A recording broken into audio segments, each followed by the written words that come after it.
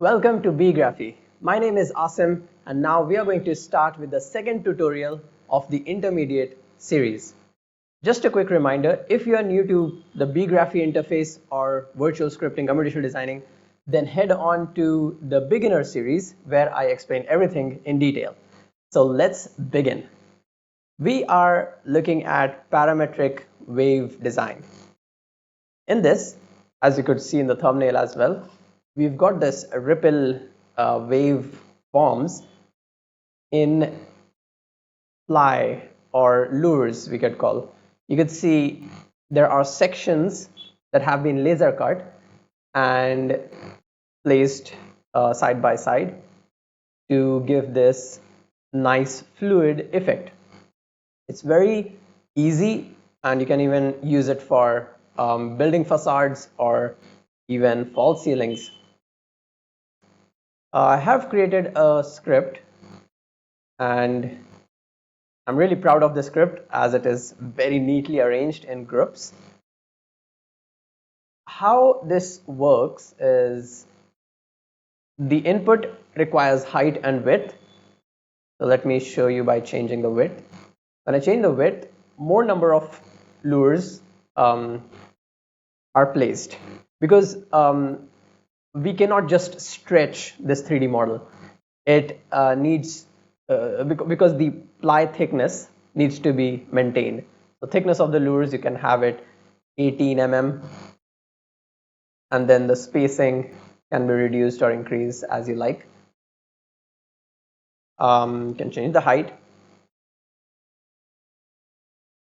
Let me reduce it.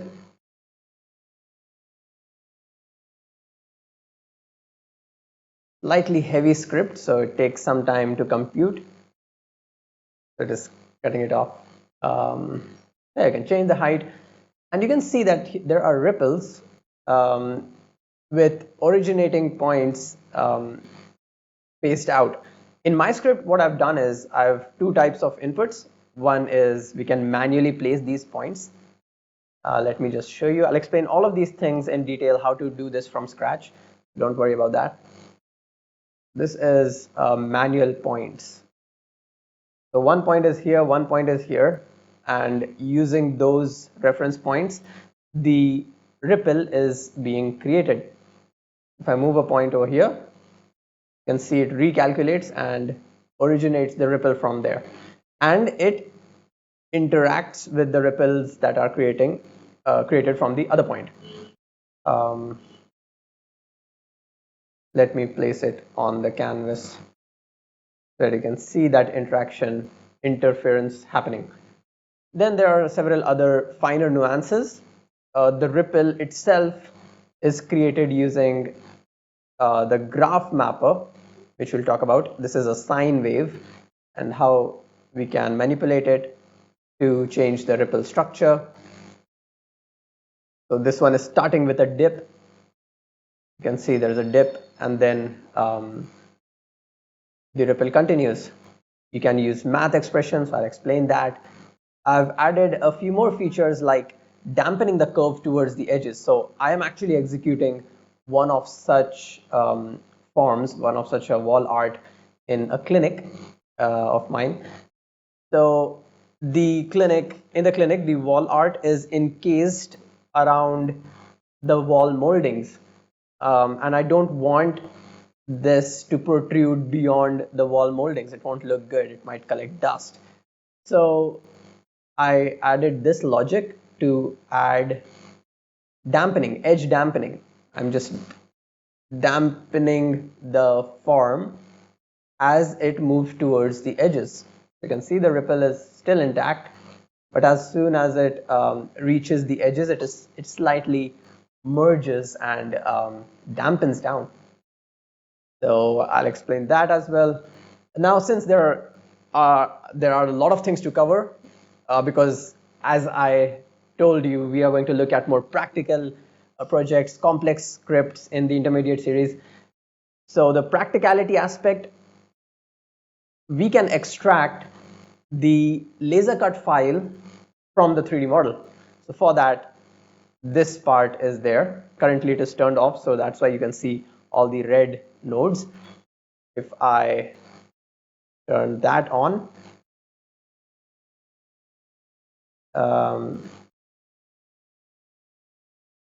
let me see.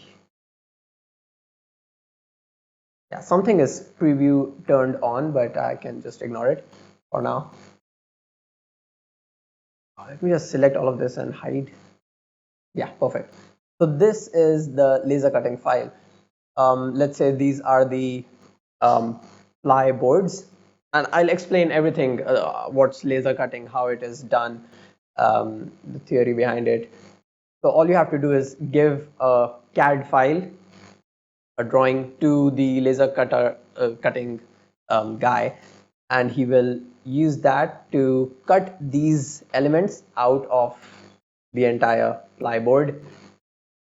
I've also added numbering that can be engraved using the same laser cutting machine, and so that you can know which lure comes after which lure, and then you place it like this. There's a video here. I think there's like a time lapse. Yeah. So they just simply place it. You can see these niches in the top and bottom. That is where this part will just get stuck into. And you can change the thickness, width, positioning, everything. That's all parametric. So I'll be explaining that. Now, as you could see, as the title suggests, this is part A. We cannot cover everything in just 40 minutes, the usual retention time. So what you're going to do is we are going to create the basic 3D geometry. We are not going to add the dampening thing. We are just going to use 2 points to interact. We are not gonna go into the laser cutting part as well. All right, so we're gonna go from scratch to the 3D model, and in part B I'm going to add the dampening and the laser cutting logic. So yeah, let's begin. Of course, you go to beegraphy.com, log in, new model. Let's name it parametric ripple.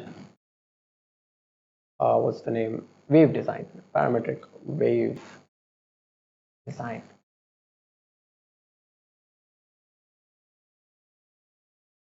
Awesome. First of all, let's sketch the idea out. That really helps what we want. And I think this is a very good exercise because sketching to a rough sketch to create CAD files is very different. A rough sketch to create 3D model using static softwares like SketchUp is very different. And rough sketches to create the computational designing like a virtual script is very different. So I think it'll be a very good exercise. So first of all, what's the final outcome? We want lures that are waves, and each of them is varying. All right, so there are several ways to go about it. One way is using contouring, where you've got let's say a model, a solid model with some curves and dips, but it's like a solid model, right? And then you just slice it, just like we've got section planes in SketchUp. Can't draw straight lines, but yeah, you get the point, right? Just slice it and remove slices alternately. So that is one way. But I personally feel that it is more taxing for the computer to compute it. The other way, which is more lightweight, is what we are going to do. Consider this on the floor. That will be easier to visualize. So we have got a rectangle, and we populate it with points. Okay, So we are populating it with a grid of points. And like this. Hope I think I messed up, but yeah. We've got all this grid of points. And then we can move these points up, varying in their values, right? And then the one at the back side, let's mark it with blue. I'm gonna pull this one a lot further up, slightly up, and so on. And then when we connect it, let me use red, we get a nice wave. This one is another wave. And then we can proceed with the finer details, which is connecting this to this, creating a backline, and we've got a nice geometry. So this is another reason why I want this approach and not the contour one, where we've got a solid and we are simply slicing it down. Because then I will have to extract lines from it so that I can use those lines to create the laser cutting file. But here I already have got almost the laser cutting drawing, the path that the laser cutter needs to follow along to give me this part, right? So I can use this, of course. I can use this for both things. One is for the laser cutting part, as well as continue working on this to create the 3D model. So I'm going to make this into a surface, and then simply extrude surface to give it some thickness, and voila, we've got it. Same thing goes for here, and so on. All right, so pretty straightforward. We need a grid of point, and then we are going to create that algorithm to give all the z values to these points, right? Awesome. Let's begin. Grid of points. So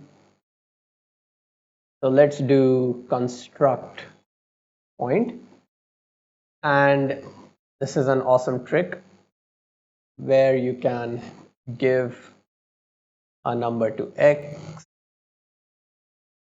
I'll create a sequence, so I'll give several number to this x. Let's have count as 10 and step as some random number. 18 would be the thickness. Let's say 40 mm. Right, so 10 points, 40 mm apart, 40 mm distance apart. Now let's actually make it vertical, because that's what we saw, so it won't make sense to keep it on the ground. And so we need z points now. If I give some value to this, all of these points are going to move up. As you can see, the live calculation is not on. That is very helpful to turn it on.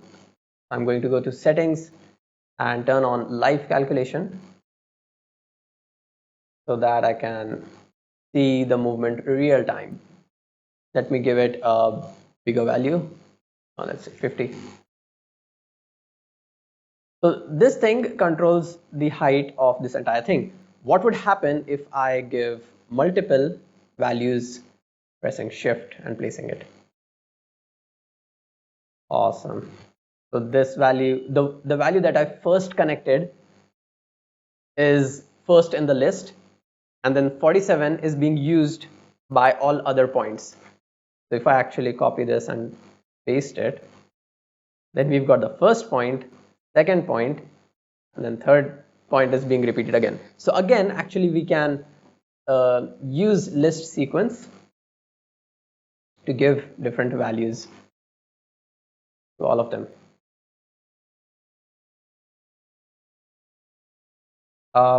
The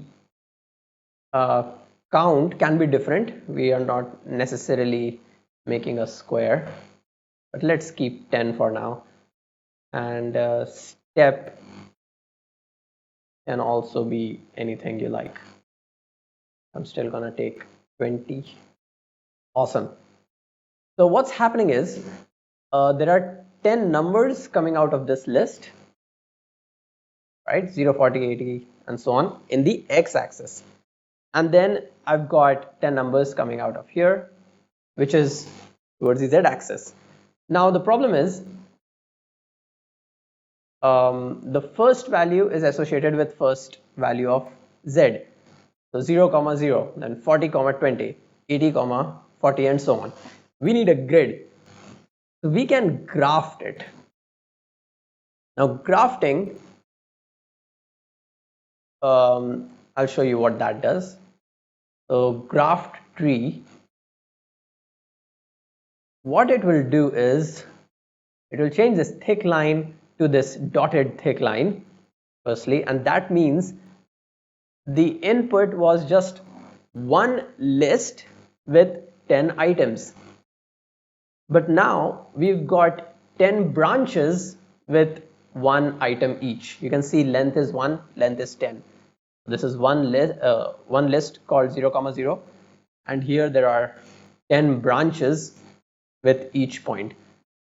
What happens when I put this into the z is that this 0 is interacting with all of these 10 items. All right, so 0 z and then 10 values of x.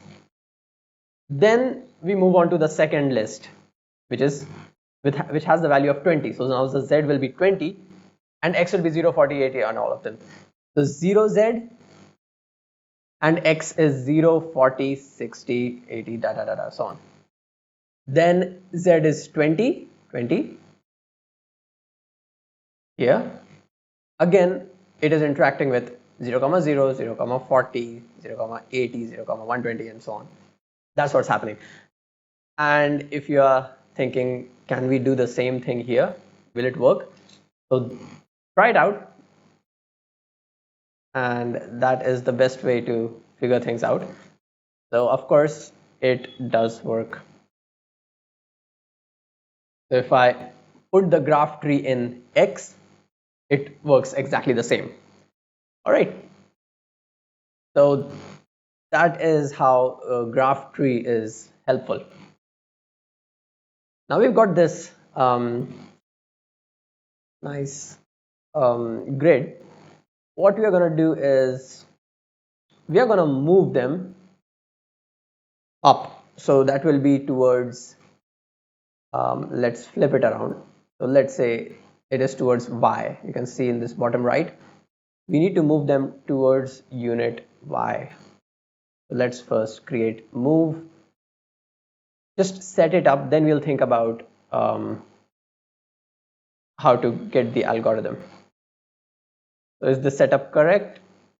Perfect. The points are moving towards y, albeit all of them are moving with the same value. Now we are going to use the attractor logic combined with a graph mapper. So let's first create a point from where the attractor logic would originate. So I've got a point, and let me give it some big value in x and z. There it is. You can just add a sphere so that you can see where your point is, right? So this is the attractor point. And I flipped it again. And now we are going to add the distance node, if you remember. distance between 2 points.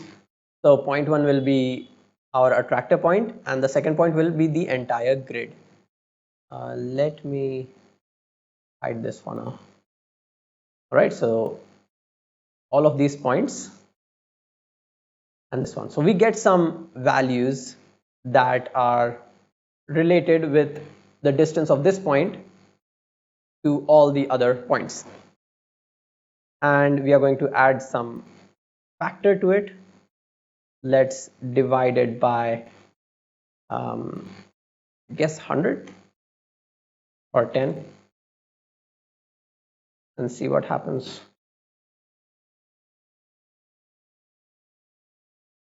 So yes, we are getting a slight curve. Let me reduce to make it more prominent.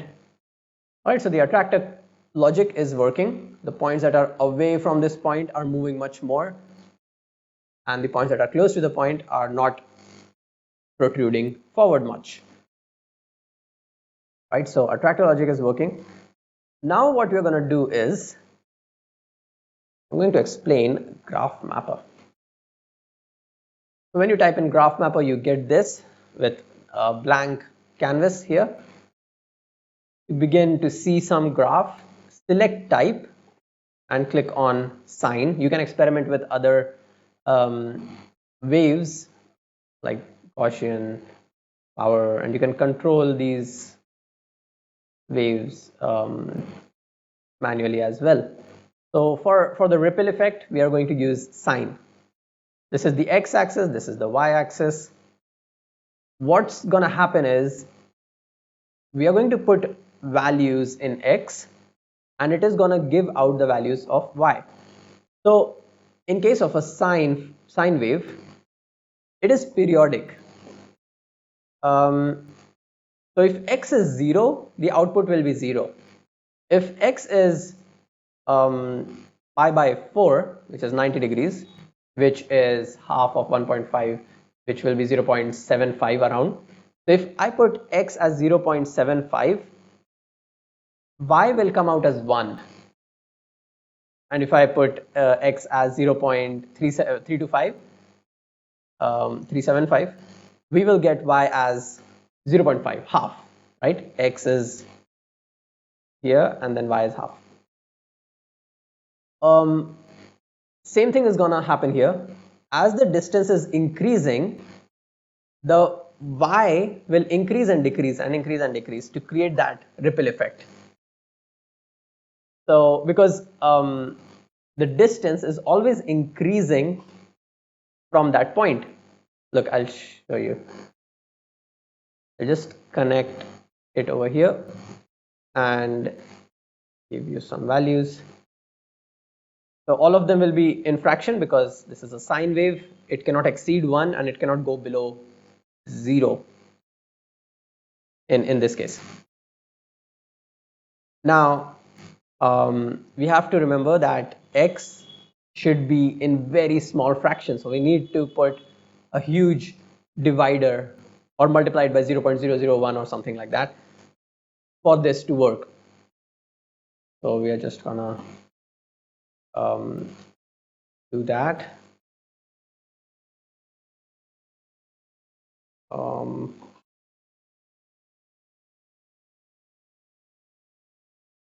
0.001 range input, and we are going to multiply it by this number and then put it in. So I mean, reading these values will be pretty difficult.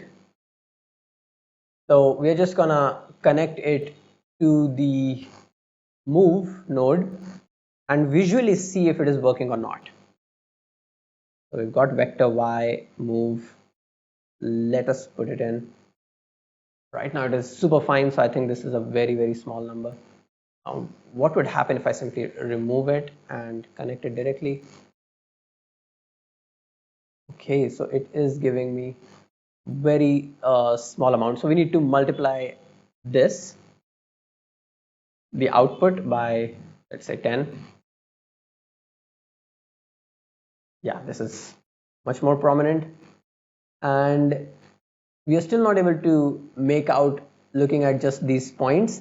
So let us interpolate these points to at least visually see if we are moving towards our goal or not. Logic is working perfectly. The only task now is to figure out the correct multiplication factor, division factor, and so on. So we've got them all moved. I'm going to interpolate. You can also use this one, NURBS curve. Both of them would work just fine. So these are all points. So if we insert it over here, you get this. We insert it over here. So there's a slight difference in the way the NURBS curve is created using these points and the way Interpolate is created using these points. Both of them have the endpoints joined, but in case of Interpolate, the line perfectly goes through all these points, but for the NURBS curve, these points just act as reference pull points for the curve. As you can see, they are not, the line is actually not going through these points in NURBS curve. So you can play with them and see what you like. I personally would prefer NURBS curve because that is smoother and more practical. Alright, so I think we need to increase the density a bit for me to understand if the ripple is forming. Increasing the density means we reduce the spacing. So let's make it 20. And let's increase the number. So let's make the count as 20 as well.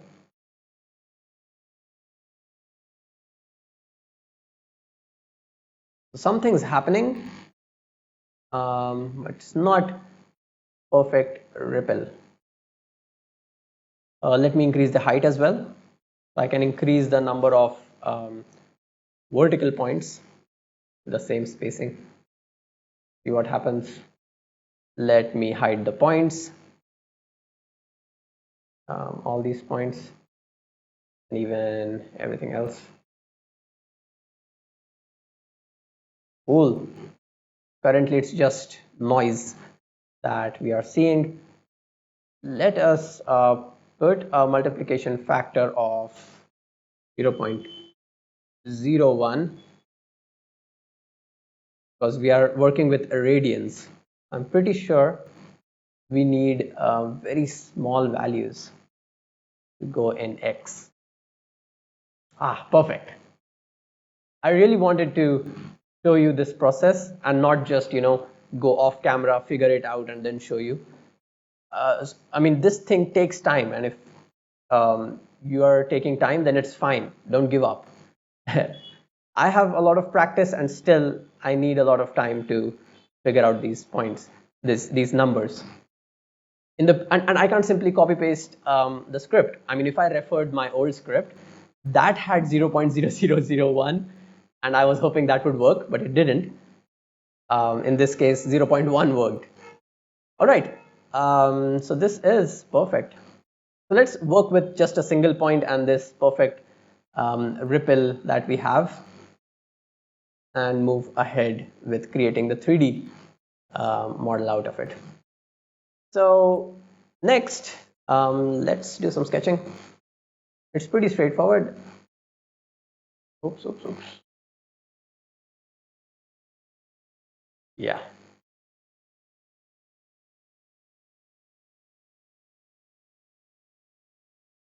Sorry. So we've got to create lines and a backing. A nice wall backing. So actually, even before this line, first of all, we already have the original grid of points, right, in the background from where these points are being pulled up. We are going to use the same points to create vertical lines for all of them. And then we are going to take endpoints and simply connect them. Very simple task. You can do it on your own. Pause the video, do it, And if you're not able to do it, then follow along. If you've done it, just skip the video a little bit, and then we'll go from there. All right. So let us find out the original points. This is the set of original points. So you can see we are not getting much thickness, but we'll fix that later. Let's just create the interpolate. One big thing that I've forgotten to share, hide.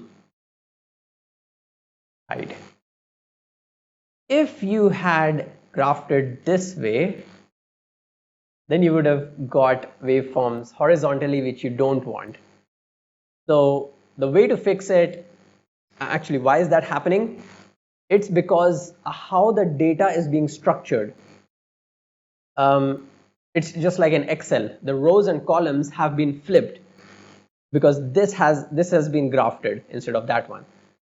So all the Z value that is coming up, so Z is 0, then X is 0, 40, 60, so on, so on, so on. Then Z is 20 and X is 40, 0, 40, 60, and so on. But when we do graph like this, it's the other way around. X is 0, Z is da da da da da, and that's why we are getting this vertical line. All right, so X is 0, Z is 10, 20, 30, 40, 50. X is 10, Z is 10, 20, 30, 40, 50. X is 20, and so on. All right, so this is one way to fix it. Other way, if you don't remember where this grafting happened and your script is massive, and you get something like this over, where is Interpolate? Here. Very simple thing to do. You can simply type in flip tree. So flip tree flips the data. You see, flips all the columns and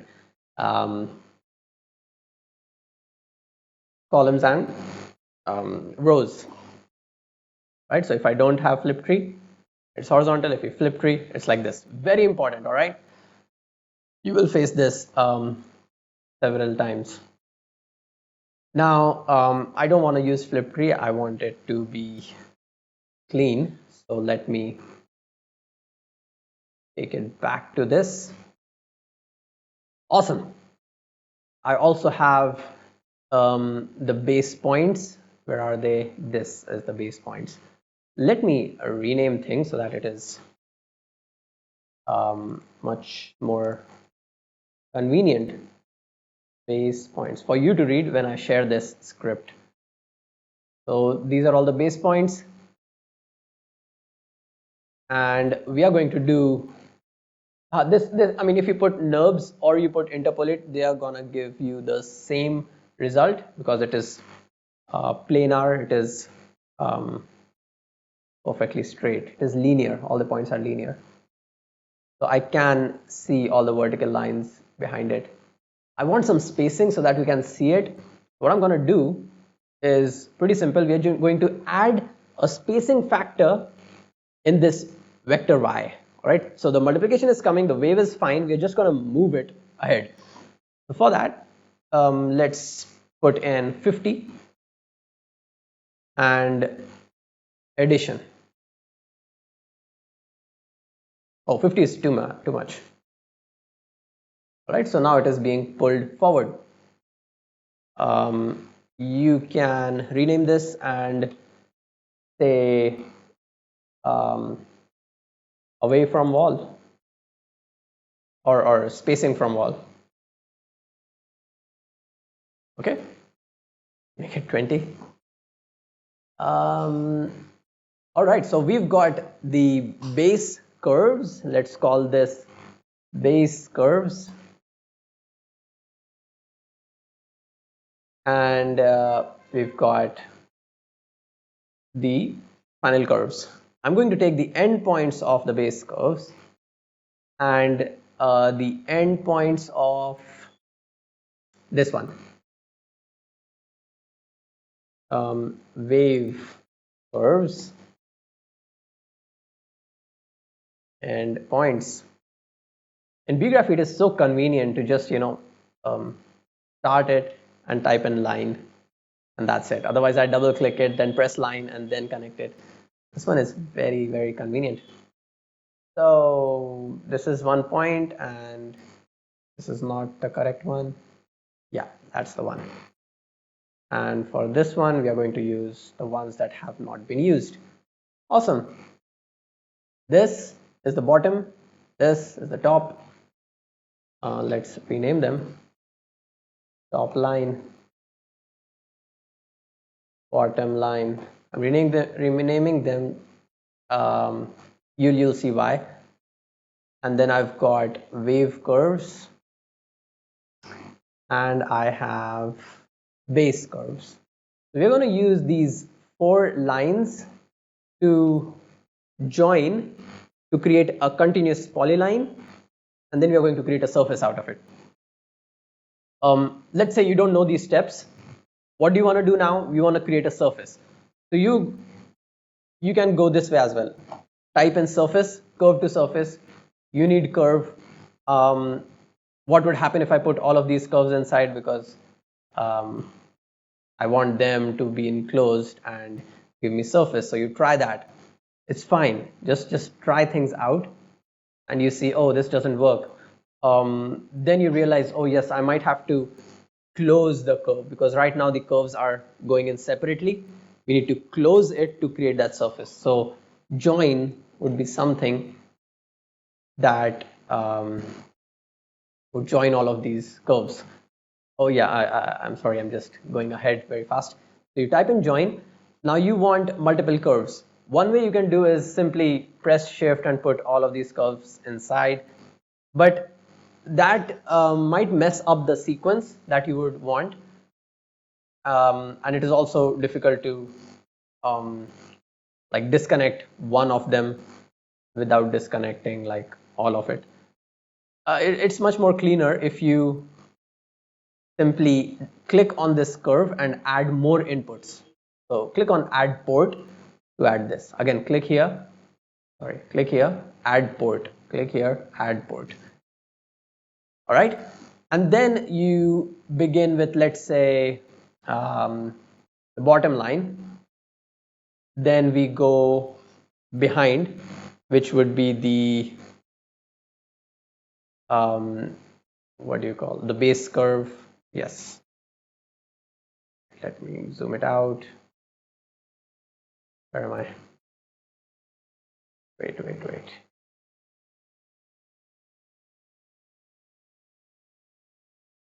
All right, so sometimes this glitches where instead of like I'm scrolling and it's going up and down. In that case, you have to press Control and then scroll to change. Just trying to fix it. And I'm glad this also came up. I think a refresh would fix it.